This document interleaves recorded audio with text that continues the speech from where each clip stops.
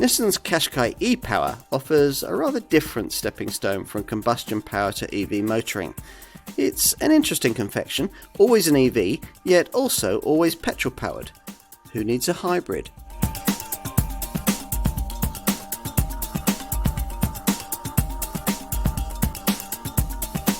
Nissan calls the Qashqai e-Power an electric car that you can fill up with petrol. That sounds like a contradiction in terms, doesn't it? But this powertrain really is difficult to classify.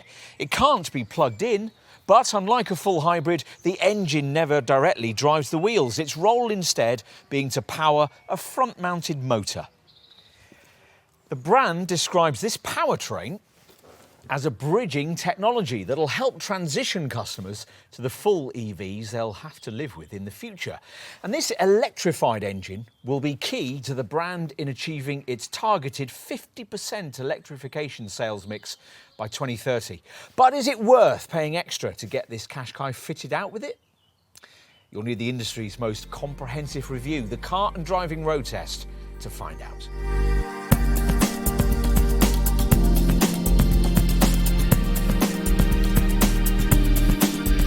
It's a fascinating electrified combustion drivetrain, this. For a start, at 1.9 kilowatts in size, its battery is about twice the size it would be in a conventional self-charging full hybrid. And unlike in one of those, the engine, a little 3-cylinder variable compression 1.5-litre turbo petrol unit, isn't transmission linked and never directly powers the wheels. Instead, it generates electricity, which then provides power to an inverter, which in turn sends power to a single front axle mounted electric motor, which puts out 187 horsepower and 310 newton meters of torque, which, as it happens, is enough to propel the Qashqai e-Power quite quickly to 62 miles an hour from rest in 7.9 seconds. That's the quickest stat recorded by any engine in the Qashqai lineup, and as if to underline the intended EV remit, the maximum speed figure, 105 miles an hour, is the slowest. Inevitably, the e-Power system only works with auto transmission, but does so more smoothly than with the CVT autos used in some full hybrids, thanks to a feature called linear tune, which is supposed to tie engine revolutions to road speed.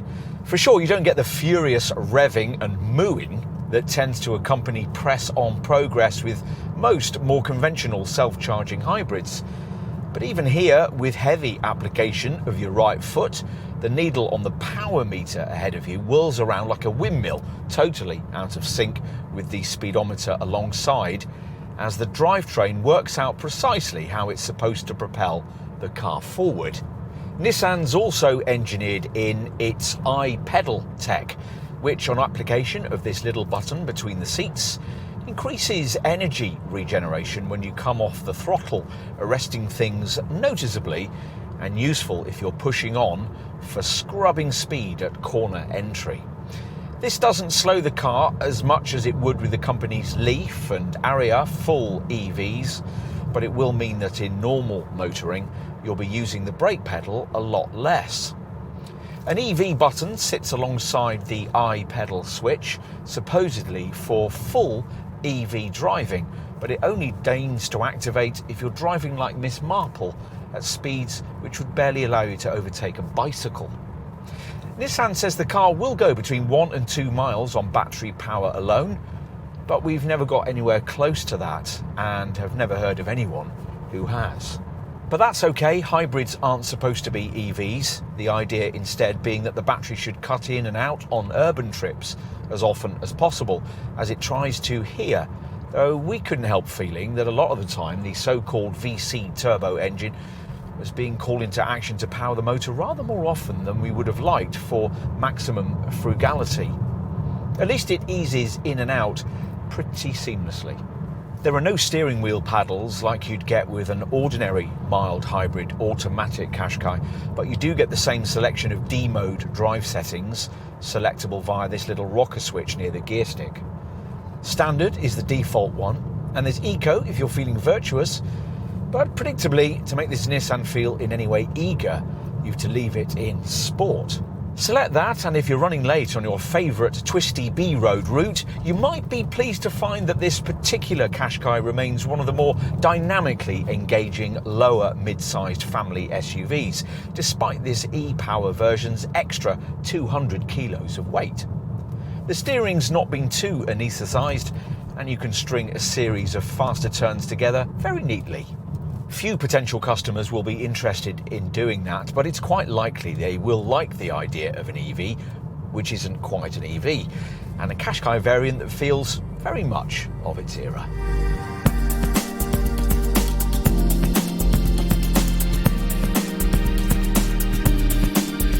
There's not much to differentiate this e-Power Qashqai variant from its lesser stablemates. The eagle-eyed will notice the bespoke badgework, and perhaps this black trimming strip on top of the front grille. Plus, even with base trim on a Qashqai e-Power, you get smart 18-inch diamond-cut alloy wheels. We've got 19-inch rims here, and there are 20-inch alloys at the very top of the range. At the side, the J12 series Qashqai design meets the crossover fashion criteria of the moment. Floating roof, optionally available in black, tick. Kick-up body line over the rear wheel arches, tick. Black cladding for the wheel arches and the lower body, yes. Yet there are also some distinctive features and clever visual tricks going on. The muscular swage line that runs from between the headlights and upwards over the top of the rear lights is quite dramatic. This rear crease angled up from the back door handle to the B-pillar is interesting. And there's an angled lower cut line to give the flanks some shape. It's when viewed from behind that this Nissan styling is most restrained and perhaps most familiar, with slim wraparound rear lights separated by spaced out letters below the Nissan badge. And you get the usual pronounced spoiler at the top of a tailgate fashioned from composite plastic. Let's take a look inside. There are no real changes for this e-Power variant, just this oddly shaped spherical gear selector and the iPedal and EV buttons next to it. Otherwise, the cabin's just as in any other third generation Qashqai, which means it's really quite appealing if you've been able to stretch to the kind of plusher trim level we have today. Everything feels quite smart, and you'd quickly feel a sense of familiarity here if you regularly use this car day in, day out, thanks to the logical layout and a seating position that's halfway between SUV and family hatch. Avoid base trim and both the Combi-meter instrument screen, which has 2 display options, and the central Nissan Connect infotainment monitor will, as in this case, be 12.3 inches in size. Soft touch materials, double-stitched faux leather surfaces and smart grained trimming strips seek to promote the feeling of greater luxury than you might expect from the price tag, embellished on upper spec models by classy ambient lighting and one of the largest head-up displays in the segment. In addition, there's a reasonable amount of storage space. Build quality from the Sunderland plant feels pretty good, and Nissan's even thought a lot about how this Qashqai smells inside, taking steps to ensure materials don't create any unpleasant odours as use and age gradually erode the new car aroma. OK, time to take a seat in the rear. Now, this Qashqai's rear doors open to 85 degrees, making access very easy. Backseat passengers should be reasonably happy here, thanks to the increases in legroom that came with this third generation J12 series design. Headroom will be slightly restricted on models fitted with this vast panoramic glass roof, but 6-footers should still just about fit. This rear bench doesn't do anything clever like reclining or sliding, and you wouldn't be very comfortable sitting for any real period in the centre of it, legs astride the transmission tunnel. Still, contoured seat backs and the space you get to slide your shoes beneath the front chairs make this part of the car feel reasonably spacious. Right, time to finish with a look at the boot. Now, impressively, the e-Power System's battery pack hasn't compromised boot space, so you get the same 504-litre capacity as in any other Qashqai. That's way better than the 440-litre total offered by this Nissan's Renault Austral hybrid cousin, but it's still some way off the class best. A Ford Kuga hybrid, for instance, swallows 526 litres. Still, you could fit 4 golf bags or 7 carry-on cases here, which is as much as most families will need. The plus side of spending a bit more money and avoiding base trim is that you get this super useful luggage board arrangement. These two removable lower panels create a flat cargo base with a usefully sized and invisible storage area below, into which the parcel shelf can fit. They can also be raised or lowered as needed, or flipped upright to divide the boot space into sections and stop items sliding about. One side of them is also covered in a white clean surface that's ideal for putting muddy things on, such as walking boots. There's a bit of further space beneath the lower floor, though only because Nissan declines to provide a standard spare wheel. Recesses to the left and right make it easy to take wide items like golf bags widthways. And you get a bag hook on either side, the usual tie downs and a 12-volt socket on the right. But no ski hatch or useful 40-20-40 rear bench flexibility. So if you've 2 occupants on the back seat, longer items like skis will unfortunately have to go on the roof. It's annoying too that there are no cargo sidewall catches to help you when the time comes to flatten the 60-40 split bench.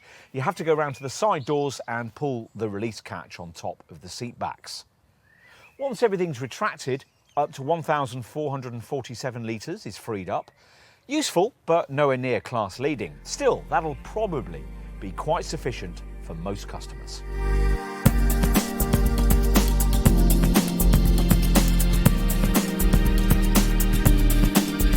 Nissan thinks that up to 40% of Qashqai sales are going to be accounted for by this e-Power version. At the time of its test in spring 2023, prices for this model with this powertrain were starting from just under £34,000. That means an extra £2,000 over the less powerful, less efficient conventional DI-GT 158 two-wheel drive Xtronic variant. As we filmed, Qashqai pricing as a whole was starting from around £27,000, or from just under £29,500 for a centre premium spec, which is the base trim level you can have with a Qashqai e-Power. From there, the range rises through N connector and this Techna trim level to top Techna Plus spec, for which you're looking at around £42,000 if you want it in the e-Power form. There's no four-wheel drive option with this particular drivetrain, and of course, you have to have auto transmission. This kind of punchy pricing leaves this Nissan looking pretty comparable to the obvious self-charging full hybrid rivals you might be considering in the lower mid-sized SUV segment. Its alliance cousin, the Renault Austral, costs around £1,000 more, but is faster and more efficient. That car pitched closer to the £35,000 price point that would also get you models like the Lexus UX250H and HEV hybrid versions of the Kia Sportage and the Hyundai Tucson. A hybrid Toyota RAV4 costs only a little more. And if you can push your budget closer toward £40,000, you'll also be able to consider models like the Ford Kuga hybrid and the Honda ZR-V. All the SUVs we've just referenced are self-charging full hybrids. Jeep's Compass e-hybrid, which also costs from around £35,000, claims to be, but isn't, which is confusing because the word hybrid is bandied about in this sector to mean all kinds of different things. If you're considering another mainstream branded model in this class, the contender in question will probably be cheaper because it's a mild hybrid, which isn't the same thing at all. Or it'll be pricier because it's a plug-in hybrid, functionality which Nissan thinks a lot of customers in this segment don't really need. If, having considered all of that, you conclude that it is a Qashqai e-Power that you really want, then you're going to need to know just how generous Nissan's been with the standard spec. So let's take a look at that now. All variants get automatic LED headlights, LED tail lamps, rear parking sensors, power folding mirrors, rain sensing wipers, a Thatcham alarm system, and a very complete portfolio of camera safety kit, which we'll brief you on in a few moments. Driving stuff includes D-mode drive settings and intelligent cruise control, also built into this third generation Qashqai is an active brake limited slip system, basically one of those torque vectoring setups that senses wheel spin, then automatically applies the brakes to the spinning wheel and directs power to the wheel or wheels with the best traction. Inside, across the Qashqai e-Power range, you can expect to find a 7-inch combi meter display in the instrument binnacle, dual auto air conditioning, a rear view camera and a synthetic leather covered steering wheel. Most customers stretch beyond base centre premium trim, at least as far as mid-range N connector spec, visually recognisable by rear privacy glass and silver inserts in the bumpers. At this level, you get quite a lot more. The base variant's rather small screens, 7 inches in size for the combi meter instrument display and 8 inches for the centre infotainment monitor, get a big upgrade from N connector spec upwards. Both the instrument screen and the central Nissan Connect infotainment monitor are 12.3 inches in size, the latter gaining navigation, a range of connected services and wireless activation for the Apple CarPlay smartphone mirroring system. Plus, that centre screen's your portal for a 6-speaker audio setup and Nissan's Around View monitor camera system with moving object detection. Other N connector spec features include front parking sensors, smarter anthracite upholstery and auto-dimming interior mirror and extra USB sockets for rear seat passengers.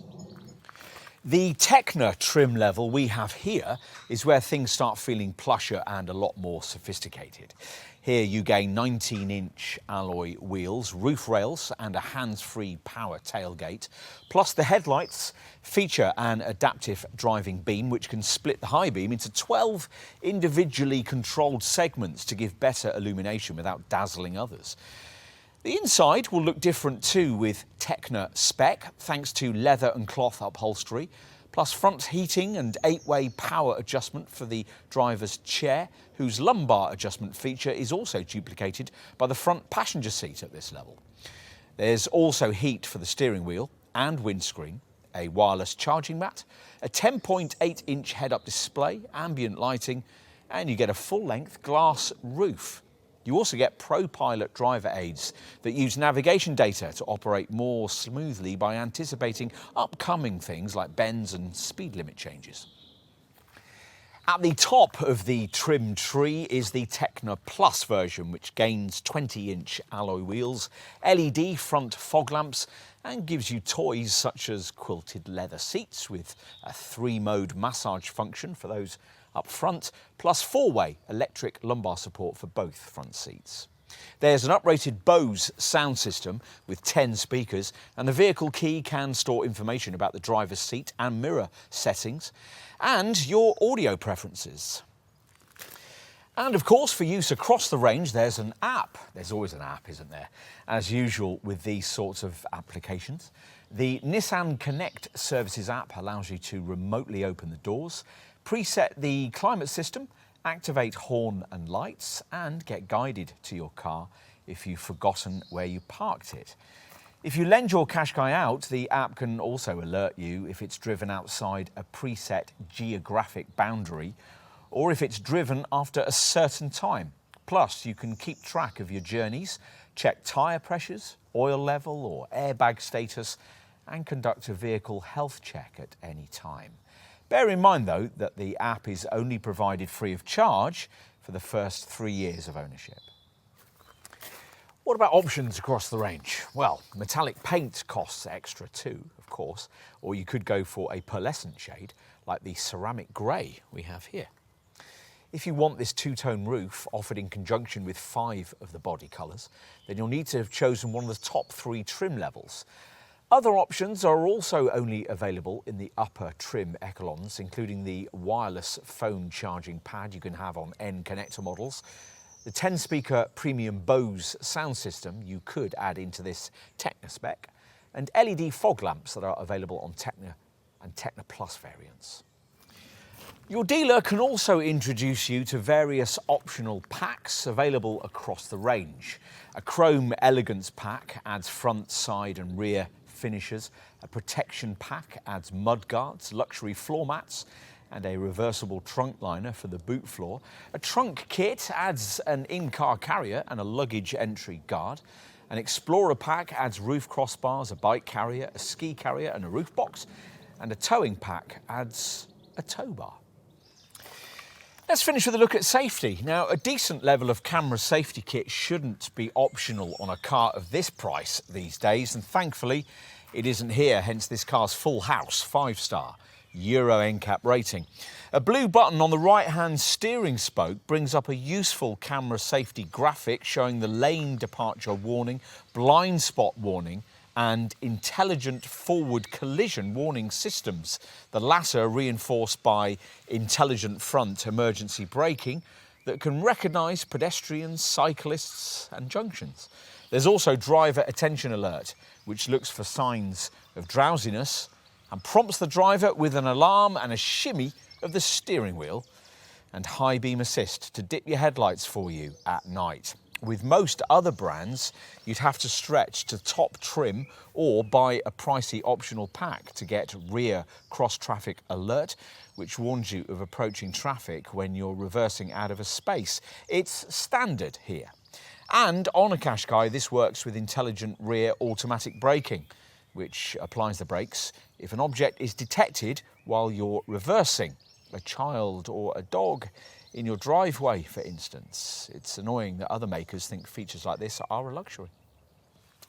Other things of note include the addition of a new central airbag to support the usual twin front, side and curtain bags. And as usual on modern cars, there's an emergency and breakdown call e-call system, which alerts the emergency services with your GPS location should one of those bags go off. Plus, of course, you get the usual systems for braking, traction and stability control, along with hill start assist to stop you from drifting backwards on uphill junctions, and tyre pressure monitoring.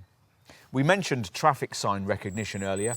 Plus, as usual, in the rear, there are 2 Isofix child seat anchorage points with top tether fastenings.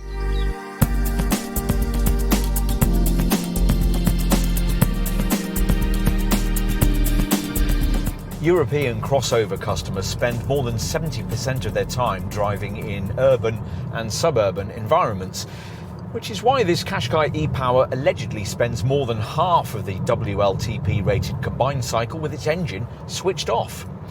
Not bad for a car that does without the charging limitations of a conventional EV or plug-in model.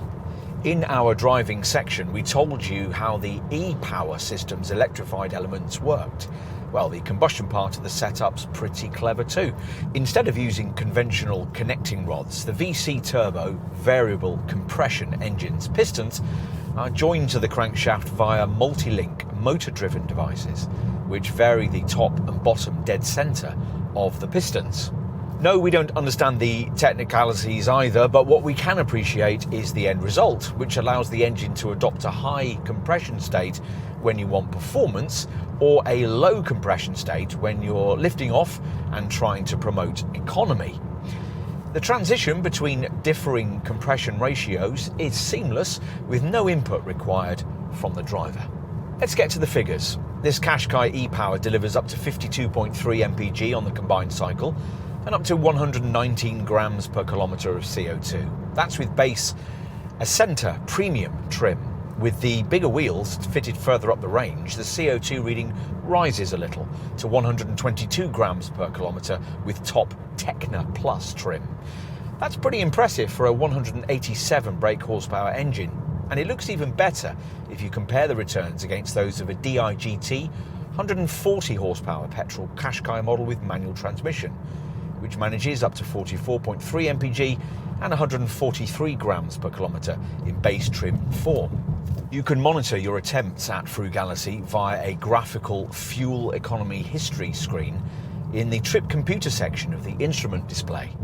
And at the end of each trip, that screen flashes up a useful fuel report, including info on how many miles you've gained through regenerative energy harvesting using the iPedal system. The problem for Nissan comes when you start to want this e-Power system's complexity rewarded in terms of an efficiency advantage over conventional self-charging hybrid rivals. Yes, the car does slightly better than full hybrid versions of the Kia Sportage and the Hyundai Tucson, but there are no appreciable efficiency advantages over hybrid segment crossover competitors like Toyota's RAV4 or the Lexus UX250H. And this Qashqai's similarly priced and sized Nissan-Renault Alliance cousin, the Renault Austral E-Tech Full Hybrid, gives you more power, 200 horsepower, and considerably better figures, 60.1 mpg and 105 grams per kilometre of CO2. It must irritate Nissan that even its French industry partner doesn't seem to believe in e-power tech, but hey, the figures don't lie. This e-power model's tax advantages aren't quite as great as you'd hope either, and obviously are nothing like they would be with an EV. A Qashqai e-power is benefit in kind rated at between 28 and 29%, depending on trim, which compares to 33 to 36% for the conventional mild hybrid model, and just 2% for the company's Aria full EV. Insurance is Group 24E to 26E.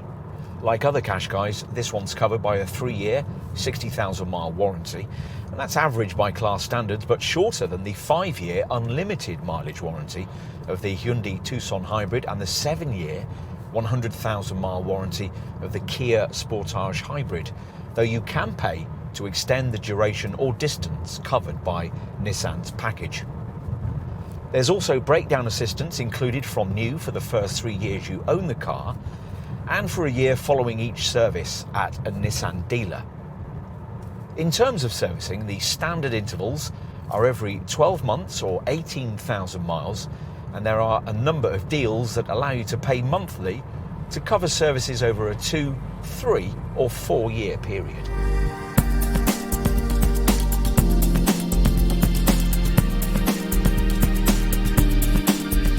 If you take the view that a hybrid isn't quite EV enough, but you're put off by the range, price and charging issues that currently afflict electric vehicles, then you might well be interested in Nissan's e-power technology. And should you be seeking a lower mid-sized family SUV, you'll find it works quite effectively fitted beneath the bonnet of this priciest Qashqai model. Not effectively enough, though, to offer any appreciable efficiency advantages over the various conventionally engineered self-charging full hybrid crossover models already populating the class. That's disappointing, and it probably explains why this Japanese maker's alliance partner Renault hasn't adopted e-power technology. They clearly believe, as we do, that it ought to deliver more efficiency benefits than it actually does. Still, like the conventional full hybrid self-charging drivetrains in the class, this Qashqai is very cost-effective to run, a sensible choice if you can justify its upfront price premium over the ordinary variant. It's always an EV, yet always gives you engine range flexibility. There's a price for that, but we can understand why you might see it as one well worth paying.